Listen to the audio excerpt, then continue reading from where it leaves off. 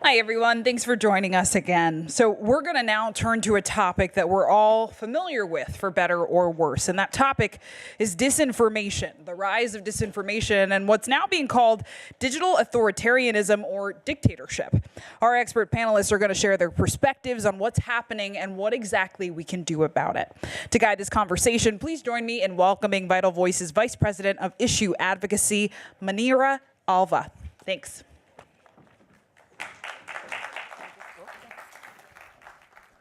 Good afternoon and welcome. It's an honor and a privilege to invite very important women from our network on stage, literally at the front lines of this battle, in what they're experiencing and the solutions they're hoping to find. I'm going to start with Alena Popova from Russia. She has been currently termed a foreign agent by the Russian government, can't really go back home, has had all her assets seized. And the story begins when a successful tech businesswoman decides to become a politician. Alena, tell us a little bit about your story. Yeah, I have 2 degrees as a journalist and as a lawyer, now as a lawyer.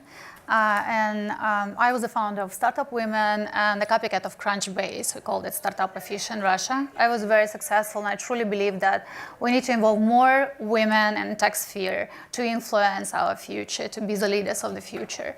And in 2011, I decided that I want to be a politician, to involve more women into politics, to play the leading role in politics. And I ran for office. It was my first race. I ran for office. I lost. I wasn't elected, but it was the most innovative campaign. It was mentioned by Russian media as the most innovative campaign. And even 18-year-old girls, they voted for the first time for me and for the list of our candidates. Then police broke my arm. Because I decided to participate in protest movement because there were a lot of falsifications during our elections. They beat me and they broke my arm, and it was like a huge mass media discussions about what was going on with the violence, police violence during our protest rallies. When I ran for office for my second time, it was 2014, and my friend was beaten by her husband. And I was in shock because I didn't know that we have 16 million victims of domestic violence per year in Russia. 16 million victims per year. And it was like a great shock for me because she called me, and it was like the middle of my campaign, and I saw her body with a lot of scratches, hematomas. She was pregnant. And she said, you don't need to do anything because it is my fault. Don't touch him. It is my fault. And then I met Marina, Piskalkova Parker. You saw her today. And I asked her, Marina, what do you think? What can I do to protect the victims of domestic violence? And Marina suggested me, she said, maybe you need to be a lawyer. And I got my second degree as a lawyer, and I became the co-author of the law against domestic violence. And we were fighting for this law for more than 8 years now. And we were campaigning, we organized a lot of digital campaigns for this law. We collected more than 1 million signatures for that law. And I ran for office again in 2021. I was very successful because I was the leader in my electoral district. And I collected all my money. I fundraised all my money just with the help of Instagram. No one believed that I can do that because all my accounts were blocked by our official authorities. I was highly oppressed. I was followed by our law enforcement, and I got a lot of threats like, we kill your family, we kill your kids, we know who you are, from, many conservative aggressive groups, men groups of our country, protected by our official authorities for sure. But I decided that I could win because I need to involve more women in politics. And I was donated. My main donors were women from all over Russia. And I fundraised the hugest fund among all the oppositional leaders in Russia, and I ran for office. And I was so happy because after my election campaign, I announced that we need to support more women, we need to fundraise, we need to donate them, we need to involve more women in tech, we need to use tech platforms to support women and to encourage them, to inspire them to be the leaders. And when the war was started, I was very vocal against this war because I have my relatives in Ukraine and because I am against all this type of violence, especially the wars. And I was labeled as a foreign agent, as an enemy of people, as an enemy of state. And I am the civil defendant in 5 criminal cases now. And I will have, if I cross the border with Russia, I will have approximately 25 to 35 years in prison. So it starts with physical violence. It then kind of goes online. It becomes a sustained campaign online. And then it just keeps escalating until you have no choice but to leave, right? So, Neysara, this is obviously not something that only women politicians face. We're seeing it across the board, whether you are a journalist, whether you are a lawyer, a human rights lawyer. I think you kind of symbolize about how much more violent it gets online when you come from a marginalized community or you come from a group that people are trying to keep in its place. You're a transgender activist in India, which has very dodgy kind of rules for this space. So tell us, what was your experience like and how debilitating was the online violence and how did it affect your work? Online violence has always been there, you know. For me, it was so traumatizing because I come from a traumatizing transition. Transition itself is not easy in India. It's so traumatizing. You don't know whether you'll come out of it alive. And after that, I was just helping other women transition, and I get a slurry of messages like, we're going to kill you, we're going to chop you off and throw it in the garbage. I'm sorry for there will be a lot of triggers in this, my talk, because that's how it is. So I was traumatized by this thing, and so much so that for a very long time, I was anonymous. I used, even for press conferences, I used to wear a mask because I was so scared, you know? I was so scared for so many years. And slowly, I learned to just ignore them. And I took off the mask one day. And now, I'm not very scared of them because these days I also know that most of them are not people, but ChatGPT. You know, it's AI. Because they've just learned from people, you know? So, okay, you're a bot. But what fears me is what it does to my community. Because that's way more dangerous. So every day there is disinformation against trans people. They just come, we are monsters and all that. But I'll just pick 2. One is that affects the community, one that affects the society. One is the regret. The transgender people regret their transition, you know?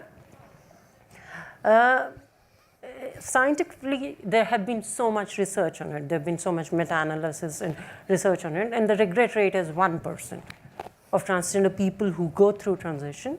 1% of them some of them have major regret, some of them have minor regret. That's a small percentage of people. But the way it is presented that a vast majority of trans people who go through transition regret. And to prevent this, there's so much gatekeeping that is done for trans people to access healthcare. You have to talk to a psychologist for 6 months. You have to get sane, that you're sane certificate and all those things. And I'll give you one example of a person that I talk to a lot of transgender people just to give them strength. So I'll give you one example. So this girl is Ratna. She is trans, and she lives in a private space as trans in her room. She calls herself a trans name with me and people who know her. She voice trains herself. She wears women's clothes, and she even she even talks to men as in a female voice. That's what we do. But and to top it all, she's a doctor. She's a doctor. She knows everything about it. But still she fears regret because she thinks a majority of transgender people regret. She fears that she will regret her decisions. But regret is not something just for her. You know, I too have regretted at a point in my life, my transition. Because transition is not easy. You lose a lot. But still, you want to transition because that's what you are. You know, the transition is not that makes you regret, but the society around you makes you regret. How it does that? It will take, there is no easy way to change your gender, to legally change your gender. It strips you off from all that you legally are. Your name, your citizenship, your degrees, your everything that you are. And only thing that you can do is either beg or do sex work on the streets. I was there. One day I was just in the street sitting and I was just thinking, okay, what should I do? I have no money to eat. And I was contemplating either begging or sex work. And then I saw a cow eating from the garbage. Because in India, a cow is holy, you know? And so are trans people, because we are holy and we can bless people. But that cow is also left to eat garbage on the street. And I, as a trans person also, have been left to not earn anything for myself, to pick from the garbage. And then the cow doesn't have any existence, legal existence. It doesn't have a degree, it doesn't have a name, it cannot prove its citizenship. So was I, sitting there, just like that cow in this land called India, with no legal name, no all the degrees that I've earned, nothing. And I was there. And a friend of mine, the best friend, told me, just tape your breasts and go as your previous self. Go and get a job. I could not, because that's not who I am. I want my transition, but I regretted my transition because of the society, the disinformation that has made the society fear us. Now coming to the society, there's this huge campaign. It's basically via use response by politicians, and it feels like everyone around is transitioning, you know? But the legal statistics of the actual statistics of transgender people is in developed countries where there is freedom to transition is 0.3%. And it somehow seems to people that we as transgender people are on a mission to sterilize every child in this world, you know. We want to get into every house and make sure that every child wants to be trans. But that's not it. Even with all the coming out that has happened in the recent years, the statistics is 0.3%. It's not something that's overwhelming numbers. Yeah, overwhelming. But it's the environment that has been created for distrust, right? Yeah. So Paulina, tell us, explain this landscape to us, explain what's going on, why is it going unchecked? We know that the more women and marginalized communities are kind of separated, you know, and find the pressure so much and start to get off the leadership journey, the political journey, the citizenship journey, that our democracies are going to suffer. And we know that's happening. So give us a sense of what this landscape is and how and what is the first line of defense. Well, first of all, I'm honored to be here with these women. I mean, it's amazing, and it's very interesting what happens because as you were putting it, is society what make them go through this. I mean, we work on disinformation in my organization, and one of the main things that we do is to develop programs for women to develop more resilience to combat disinformation. And that's not the core of the problem. The core of the problem is not understanding two big issues. The first one is the lack of regulation in big tech and social media. Every time I talk to regulation, I talk about rule of law. Usually they say, well, freedom of speech and sanctions and all that stuff, and that's not the reality. That's not the case. And this is probably something that the big tech companies and social media platforms are incepting in our brains to prevent regulating. That's the first thing. The other part is the impact of disinformation on democracy, and that's exactly what they're doing. They are not, unfortunately, they're affecting these women on a personal level, but what they're trying to do is portray them as unfit for public life. And with that portrayed of delegitimization of your rights or preventing you for being politically active in your country, what they're actually doing is trying to destabilize democracies. And we know now that we're a very precarious condition because there are less countries than ever that have a democracy. So that's what it goes in check, basically. First, because we have a ton of foreign influence, and the best way to destabilize a government or a country is actually affecting women's rights. And with that, what we can do is saying, well, these women are not fit for public life because, again, they're transgender and they wanted to sterilize every single child. Or guess what? They are changing the landscape of domestic violence, and they're actually affecting their interest in that country. And you might think that I'm talking conspiracy theory, but this is reality.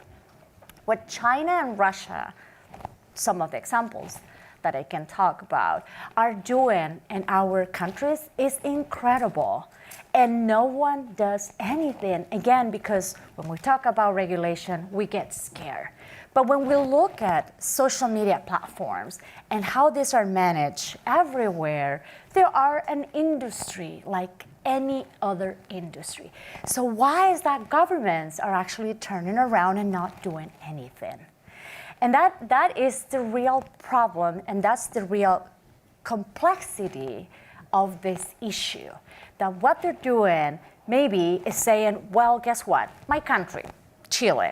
I'm originally from Chile. Last year we had a conventional constitutional process, but it was hijacked by disinformation. And when you look at the particulars of those disinformation campaigns, they're very much tied up to economical interest from other countries. Housing, health rights, pension rights, water. So they derail an entire process that had begun with an uproar in Chile in 2019, and we are again stuck and starting a second process where again there is no regulation to combat or prevent disinformation. And that happens in Latin America, it happens in Asia, it happens in Russia, and a bunch of other places. And it's very difficult to see how we're going to move forward if we don't have a multi-pronged, multi-level, multi-layer approach to resolve it. Thank you, Not good Paulina.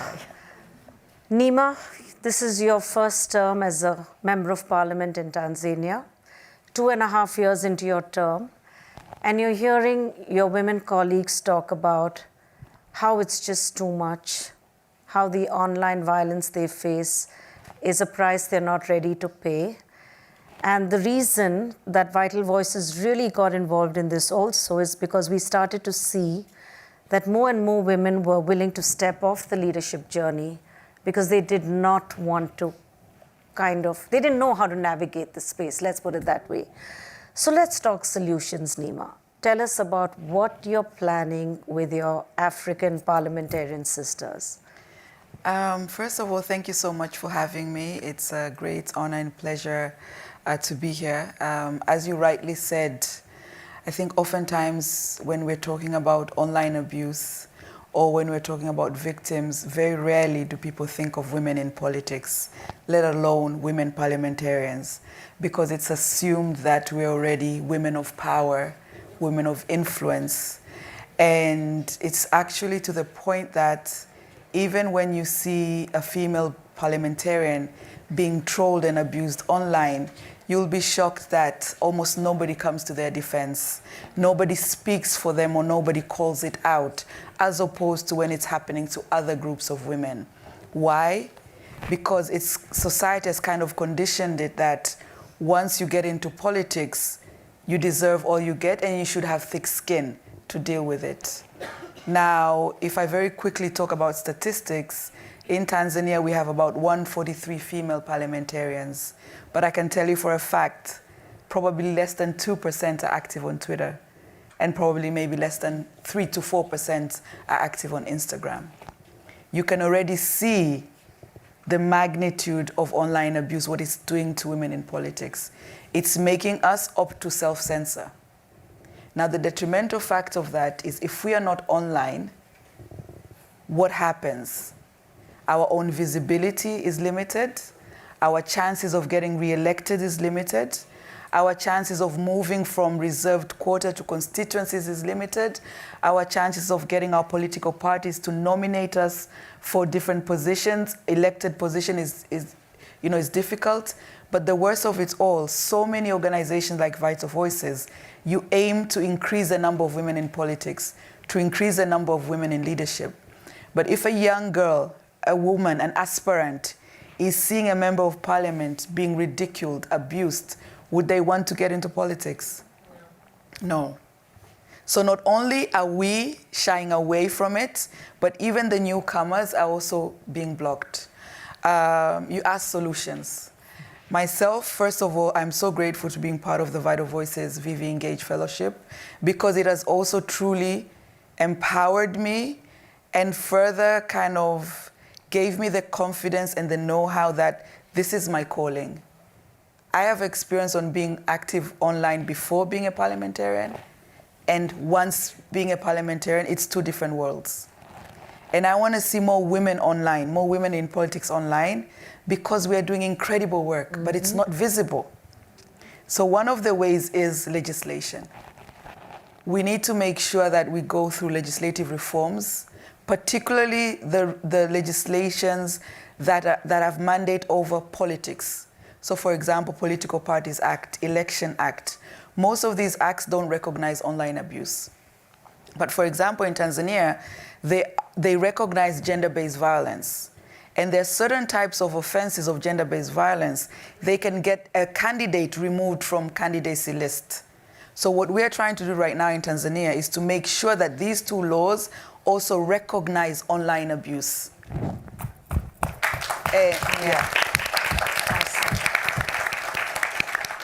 And that is something that I'm grateful to yourself, Manira, and to Elise, something that we've been trying to talk about how to do that.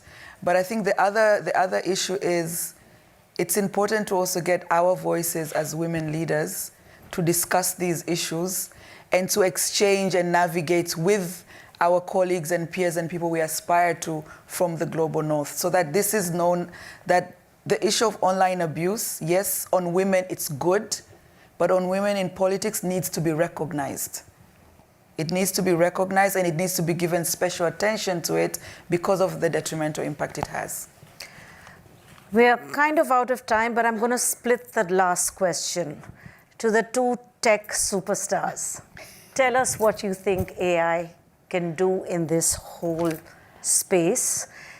Is there hope for it? Could it be used for good? So that's to Alena and you, Paulina, and we're going to have a second question for Neysara and Neema. Yeah, well, first of all, what you're saying is absolutely true. The issue of normalization of disinformation and any online gender-based violence is tremendous. Women think, and women themselves think that because I'm in politics, I need to have a thick skin, or this is just part of the equation, and politics is with crying.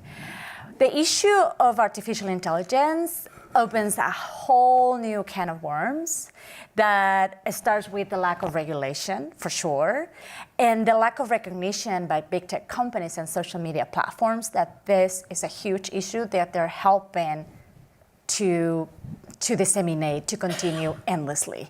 And so one of the main things that we have to do is to start looking at, for example, a good example such as the Digital Service Act in Europe. It's not the panacea, and there are a lot of things that need to be corrected, but it's a starting point where governments are dialoguing with social media platforms in order to see what can be done. So that's a big component of what we have to do. Second is really learning and knowledge sharing. If we're able to understand the impact of artificial intelligence, the lack of ethic and algorithms, we'll be able to understand what can we do in order to control and prevent. And the third part is transparency.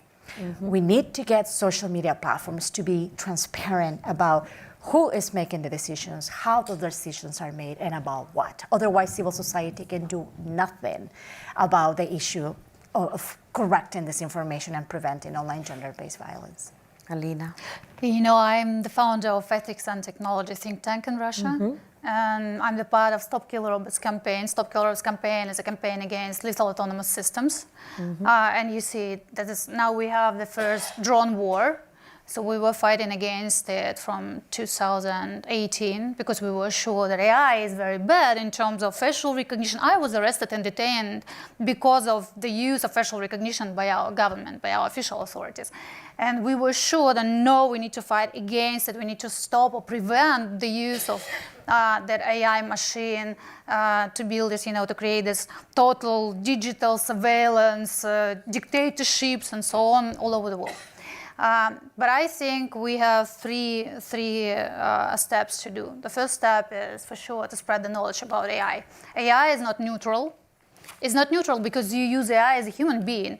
And maybe according to Yuval Noah Harari ideas, maybe this is the last century of human beings. I'm not kidding. So, but if you spread this knowledge, you can influence. You can't influence if you don't know anything about AI. So we need more girls, more women in tech, for sure. The second step is about regulation. So I'm a lawyer. I was fighting for many, many laws and many amendments in my own country to prevent the use of AI by our digital authoritarian regime, But I wasn't successful, and I'm not sure that regulations is a solution for that.